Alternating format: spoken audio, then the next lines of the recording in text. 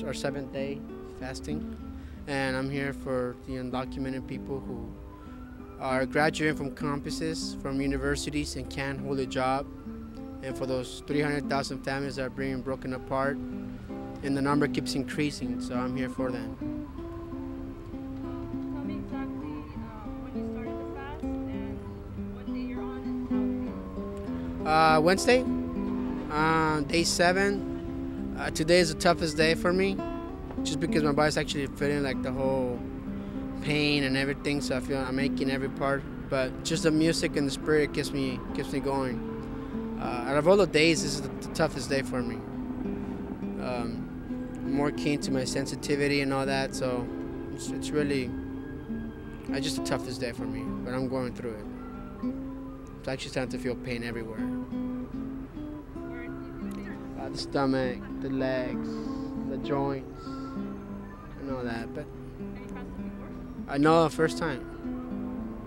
And when did you decide to join this fast? I decided to join this fast about a month ago. I have family members that have been deported back to Mexico, and families been broken apart, and it really devastates your family. It devastates the circle of family where they leave and you gotta maintain those kids that are being left here. The ICE raids in the neighborhoods, with the quote-unquote they were getting the gangs, but they weren't. They were attacking the neighborhoods. People who were merchants, people who were in the streets waiting for their bus stop, and it was happening everywhere in the neighborhoods. So, Talk about the ICE raid that happened to your family. well, one of my aunts got deported back, and she had 7 kids, and she was a sole proprietor for those 7 kids last year, waiting for the bus stop. Nothing had.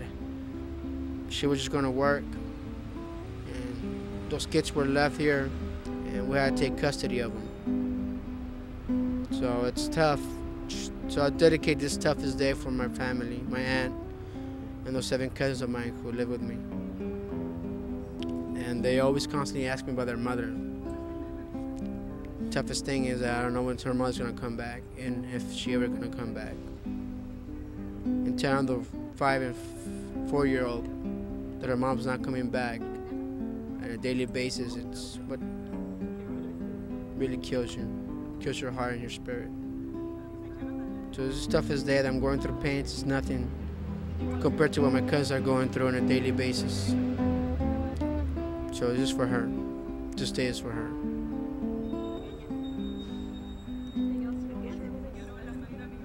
Just it's unfair what this government has done to our people, where they'll tax us but they won't represent us. You know, they come and ask for our vote and our support, but when it comes to the most basic human needs, they won't give us that, which is just a simple document. It's tough, but we just gotta keep moving forward.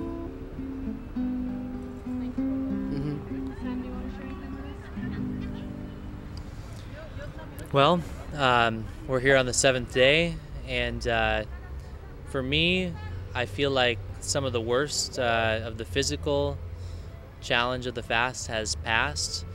Now mostly it's just a matter of getting tired, having lower energy, and needing to listen to the body and make sure that I rest when I'm tired and when I'm feeling lightheaded. And I think that with the strength of the community here that has joined the fast, we'll be able to continue until we reach our goal and get over 1 million people pledged that they're going to vote for immigrant rights and that they're going to join our movement. And really that's our goal right now, is to harness the spiritual power of the fast to move people to get out to vote and to be prepared to take action in the months to come as we approach a new administration, where we can really demonstrate the power that we have as a community that supports immigrant rights and that's fighting for immigration reform. Anything else you want to share with us? Well, I think for me, there's a lot of people who would like to be part of this fast and would like to support the cause, but they can't. One of my good friends is the head of a mariachi in Palm Springs, and one day several years ago, he was driving in a van to Los Angeles to perform in a mariachi festival, and he was stopped by a checkpoint by immigration on the 10 freeway, and they asked for papers. He said he didn't have any, and they loaded him on a bus along with the other mariachis and deported him back to Mexico. And he left his wife and 4 children back in Palm Springs without anybody to provide for them. He's the sole provider. He works construction during the week, laboring under the sun, you know, laying concrete, putting in tile, just working hard. And then on the weekends, he performed as a mariachi, and I was part of his group. And so to have him torn away from me was a real personal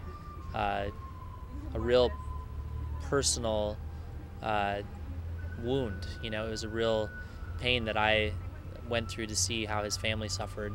And, you know, fortunately, he's a courageous man, and he crossed the border and came back to his family because he knew that he was the only one that could take care of him. But to see somebody so humble, somebody so hardworking, somebody so honest, going through such a struggle just to try and, you know, provide for his family, really, really motivated me to get involved with immigrant rights and to realize that I have to be willing to make a sacrifice in order to bring about the kind of changes that we're going to need, you know, because as a citizen, you know, it's not enough just to vote, right?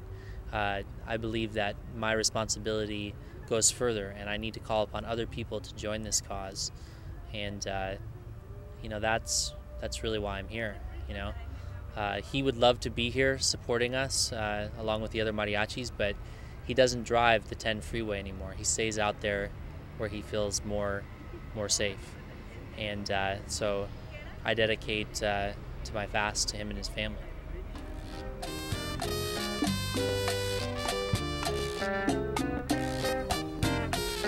Hermanos unidos en la causa. Ya no eres Chicano. Brothers united in the cause. That's right. That's what